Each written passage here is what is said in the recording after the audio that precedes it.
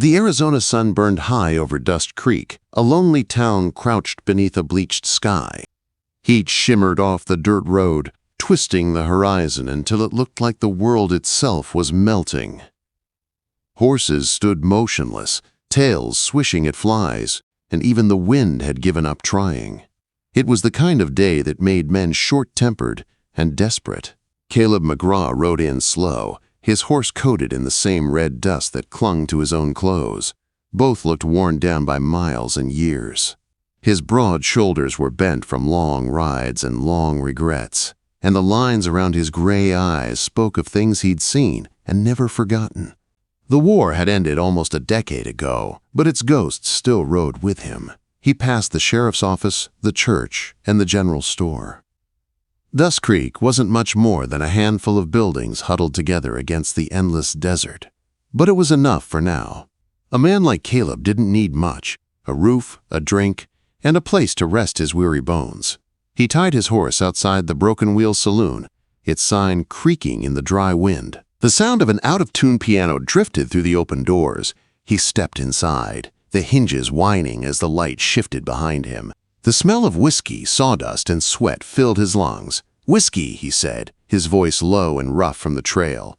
The bartender, a thin man with restless eyes, poured a glass and slid it across the counter without a word. Caleb nodded and took a slow sip, feeling the burn trail down his throat. He just started to relax when trouble found him. A man's voice cut through the noise, loud, mean, and drunk. "You bring me another watered-down drink, girl, and I'll teach you a lesson you won't forget." Caleb turned his head slightly. The man was heavy-set, dressed better than most, with a gold chain across his vest and a cruel twist to his mouth. He had the wrist of a young woman locked tight in his grip. Her face was flushed, her dress plain but clean, and her eyes, dark and defiant, burned with anger she couldn't afford to show. "Mr. Hannigan, please," she said evenly. "The whiskey's the same as always. Perhaps you've had enough." Quote. Hannigan's answer came in the form of an open-handed slap that cracked through the room like a gunshot. She stumbled, catching herself on a nearby table. Every man in the saloon froze. Caleb set his drink down and turned fully toward them. The woman straightened, her cheek already reddening, her chin lifting with a courage that struck something deep inside him. She was beautiful, but not in a delicate way. There was steel in her spine, the kind only hardship could forge. "Now that," Caleb said quietly, "ain't no way to treat a lady." The room held its breath. Hannigan turned, eyes narrowing. "This ain't your concern, stranger. Go back to your drink." Caleb's tone stayed calm, almost lazy. Funny thing about that, I make it my concern when I see a man lay hands on a woman. Hannigan sneered. "You got no idea who I am." "Don't care much who you are," Caleb said. "You're the one who raised a hand to her, that's all I need to know." The silence stretched tight. Hannigan's hand hovered near his gun. Caleb's fingers twitched just above the grip of his Colt. But he didn't draw. He didn't have to. "You think you can talk to me like that?" Hannigan growled. Caleb's gray eyes met his without flinching. "I just did." In one motion, Hannigan reached for his weapon, but Caleb was faster. He moved like a striking snake, grabbing the man's wrist and twisting hard. Hannigan howled in pain as the gun clattered to the floor. Caleb seized him by the collar, spun him around, and shoved him toward the doors. Hannigan stumbled into the street, landing face first in the dust. "You'll regret this," he shouted from outside. Caleb didn't reply. He turned back to find every eye in the saloon on him. The woman stared too, one hand pressed to her cheek, her breath trembling but her posture still proud. "You all right, miss?" he asked. "I had it handled," she said, her voice soft but steady. "But thank you." Before he could say more, an older man came from behind the bar, wiping his hands on a rag. "Clara," he said, worry in his tone. "What in blazes happened?" "Nothing, Pa," she said quickly. "Just Hannigan being Hannigan." The man's gaze shifted to Caleb. "And who might you be?" "Caleb McGra." "Just passing through." "Well, Mr. Just Passing Through," the older man said gruffly, "you just made an enemy of the richest man in this valley. Hannigan don't forgive easy." "Neither do I," Caleb replied quietly. Clara's father studied him, then nodded once. "Fair warning given." He turned back to his work.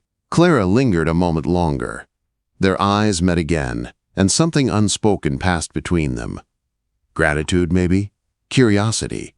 Or something deeper neither of them could name. She turned away, moving through the saloon with careful grace, serving drinks, and pretending nothing had happened. But Caleb saw the way she kept her back straight, her chin high, and how every man who looked at her seemed both drawn and wary. He finished his whiskey slowly, watching her. She moved like someone used to being watched, but not touched. Someone who'd learned to survive in a world that gave women few choices. Outside, the sun dipped lower, staining the sky red and gold. Inside, shadows stretched across the floorboards. Caleb should have left, should have ridden on before the night settled and trouble came looking for him. But something about this town and that woman held him like a hook in his chest. He didn't know yet that Dust Creek was about to change his life. Didn't know that behind those dark eyes burned the one thing he thought he'd lost forever: hope. But the desert had a way of testing every man's heart. And for Caleb McGra, that test had just begun. Wait, before we move on, what do you think about the story so far? The morning sun rose pale over Dust Creek, lighting the red hills in a thin wash of gold. The air already carried the promise of another burning day. Caleb McGra stepped out of the small hotel and into the stillness. He'd slept little. Old memories had kept him company. The war, the wife and child he'd buried, and the quiet voice that asked what he was still searching for. He walked the main street, boots stirring small clouds of dust, until he reached the broken wheel. Tom Dawson, Clara's father, was hammering a notice to a post outside. The older man looked up, his expression cautious. "Mr. McGra," he said, "didn't think you'd still be in town?" "Thought I might stay a few days," Caleb answered. "Heard you might know where a man could find work." Tom squinted, sizing him up. "You can handle a gun?" "When I have to. Stage company lost 2 guards last month. Apache raids north of here. Pays good if you've got the stomach for it." "I'll look into it." Tom hesitated, then said, "You seem like a decent man, so I'll give you a word of warning. Hannigan's got friends in high places. Sheriff Morrison among them. You'd be smart to steer clear of Clara. She's spoken for." Caleb's jaw tightened. "I didn't come looking for trouble, Mr. Dawson." "Trouble don't care if you came looking or not," Tom said grimly. Caleb nodded and walked off toward the stage office. He found the foreman, Will Patterson, a grizzled man with a limp and eyes sharp as nails.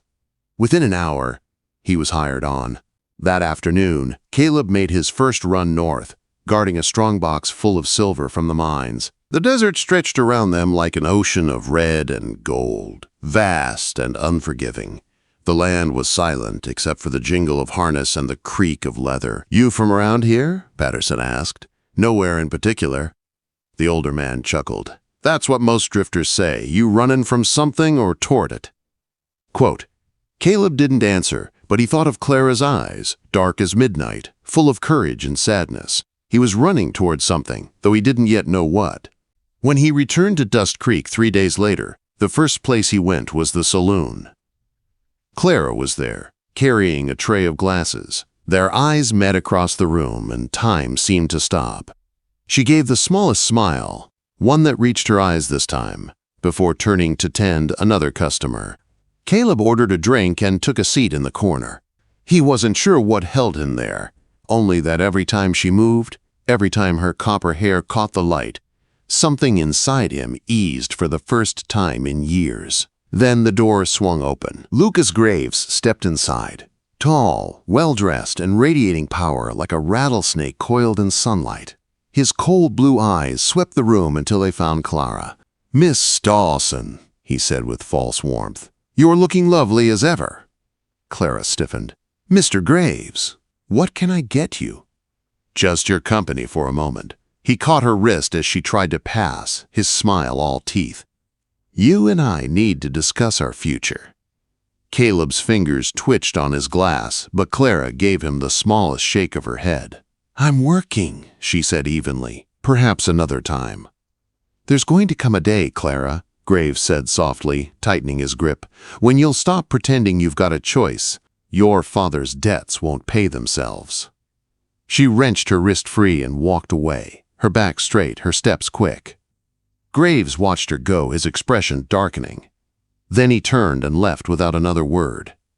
When the door shut behind him, Caleb motioned Clara over. "You all right?" "I'm fine." "He giving you trouble?" She gave a dry laugh. "Lucas Graves doesn't give trouble, he is trouble. Seems the kind that needs to be taught manners." "Don't," she said sharply. Then, softer, "Please, he owns half this town. The sheriff, the land, the debts. Even Pa owes him more than we can ever repay." "Debts can be paid," Caleb said. "Some things can't." She looked at him for a long moment. "You're not like the other men who pass through here." "How's that?" "They see what they want to see. A pretty face, a saloon girl. You see more than that. I don't know if that's good or bad. Guess we'll find out." The weeks passed, and the desert cooled as autumn crept in. Caleb rode guard on the stages, fought off a bandit once, and earned a reputation. Quiet, fast, and deadly when needed.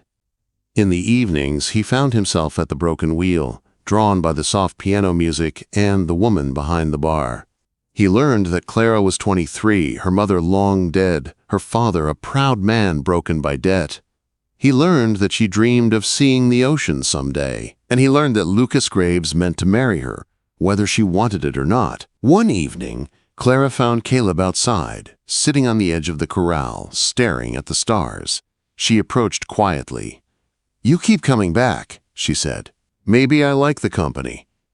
Or maybe you're too stubborn to leave." He smiled faintly. "Could be both." They sat in silence for a long time, the night filled with crickets and distant coyotes. "He'll force me," Clara said finally. "Lucas.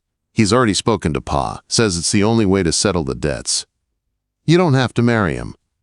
"What choice do I have?" "A woman alone in the territory doesn't last long." "There's always a choice," Caleb said quietly. She turned to him, eyes glistening in the moonlight. "Would you take me with you if I ran?" He hesitated, then nodded once. "Yes." She exhaled, half a sob, half a laugh. "You don't even know me." "I know enough. I know you're stronger than you think. And I know I'd rather face the desert with you than let that man cage you." "Why?" she whispered. "Why do you care what happens to me?" Caleb looked out at the horizon. "Because I'm tired of seeing good people crushed by bad ones. Because I've lost too much already, and maybe because you make me remember what it felt like to hope." She didn't speak, just looked at him as the night wind tugged her hair loose from its pins. Something passed between them then.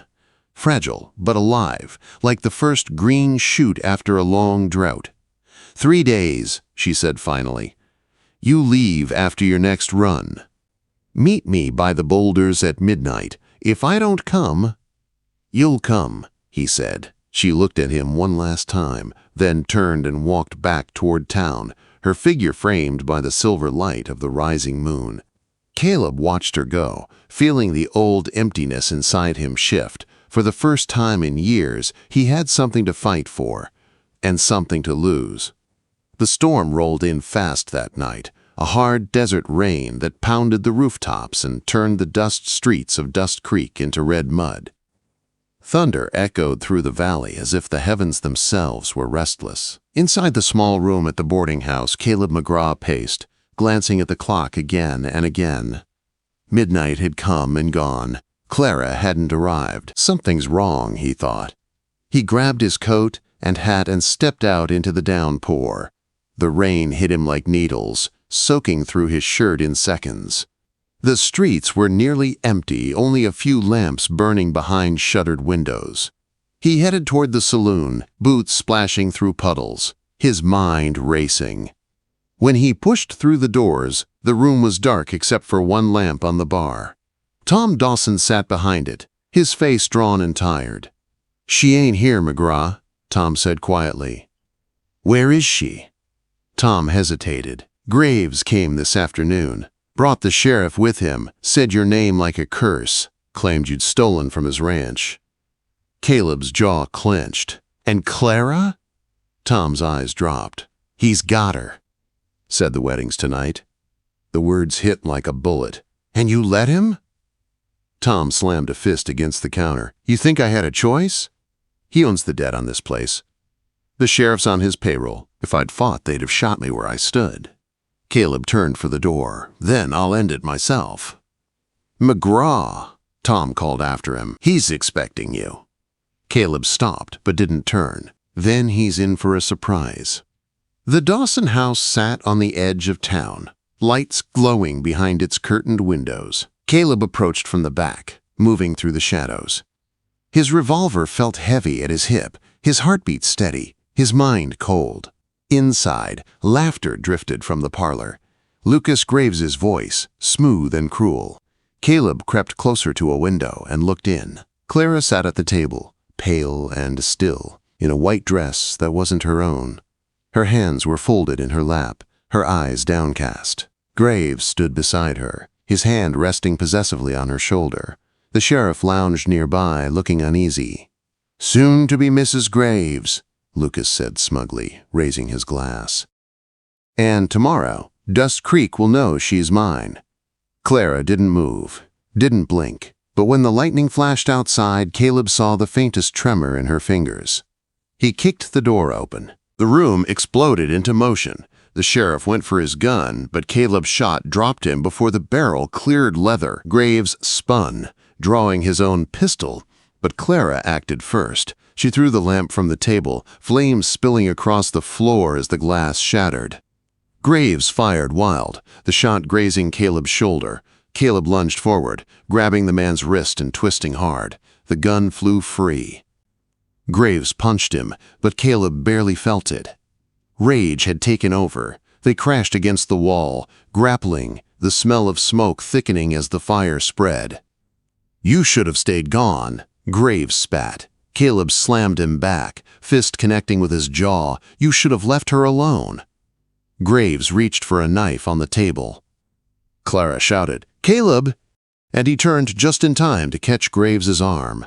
The blade nicked his forearm, but Caleb forced it down, driving it into the floorboards. With a single motion, he swung his gun by the barrel and brought the handle down hard. Graves collapsed, blood darkening his fine shirt. Caleb turned to Clara. You hurt? Quote. She shook her head, trembling. No, but you're bleeding. Later, he grabbed her hand. We have to go. They stumbled out the back as the fire climbed higher. The rain did little to stop it. Flames roared through the house, lighting the night in orange and gold. Behind them, voices rose, men shouting, gunfire starting somewhere in the distance. They reached the livery, saddling their horses in frantic silence. Clara hesitated, looking back at the burning house. Pa, she whispered. He made his choice, Caleb said gently. We can't save him if we stay. Tears streaked down her cheeks, mixing with the rain. Then we ride. They rode hard into the dark, leaving Dust Creek behind. The thunder rolled across the desert, chasing them west toward the mountains. The rain turned to mist, the air cooling as dawn began to break. By the time the sun rose, Dust Creek was just a memory behind them. For 2 days they rode without stopping except to rest the horses. The desert gave way to rocky passes, then to the green edge of higher country. Caleb's wound reopened more than once, but he said nothing. Clara tore strips from her dress to bind it, her hands steady despite her fear. On the 3rd night, they found shelter in a small cave. The wind outside was sharp and cold. Clara built a small fire while Caleb cleaned his arm with whiskey, his jaw clenched against the sting. Let me help, she said softly. I've had worse. I know, she said, but you don't have to do everything alone anymore. Her touch was gentle but sure as she cleaned and wrapped the wound. When she finished, their eyes met. The space between them felt charged, fragile. Clara, he began, but she pressed a finger to his lips. Don't, she whispered, not tonight. No promises, no regrets. Then she kissed him. It was a soft, trembling thing at first, the meeting of 2 souls who'd spent too long in the dark. But when he pulled her closer, when her hands came up to rest against his chest, the fire between them deepened into something fierce and tender all at once. Clara's breath hitched as he lifted her, setting her down on the bedroll beside the fire. His touch was reverent, tracing the bruises on her arms like he could erase them. "God, you're big," she whispered, wonder mixing with tears. He smiled, brushing her hair from her face. "And you're the bravest woman I ever met." Then he kissed her again, slow, certain, full of everything they'd both been too afraid to hope for. Outside, the wind howled across the rocks, but inside, the fire burned steady and warm. They came together like the storm and the desert, fierce, tender, and unstoppable. In that small cave, under a sky full of stars, two broken hearts found something whole again. When morning came, Clara woke with her head on Caleb's chest, his arm around her, his heartbeat strong beneath her ear. For the first time in her life, she felt safe. "What now?" she whispered. Caleb looked toward the sunrise. "Now we start over. New names, new life. California, maybe." She smiled. "Then let's go before the world remembers who we were." Quote, "They packed what little they had and rode toward the light, leaving behind the ashes of their old lives. And somewhere behind them, the desert bloomed after the storm. Proof that even in the harshest places, love could grow again."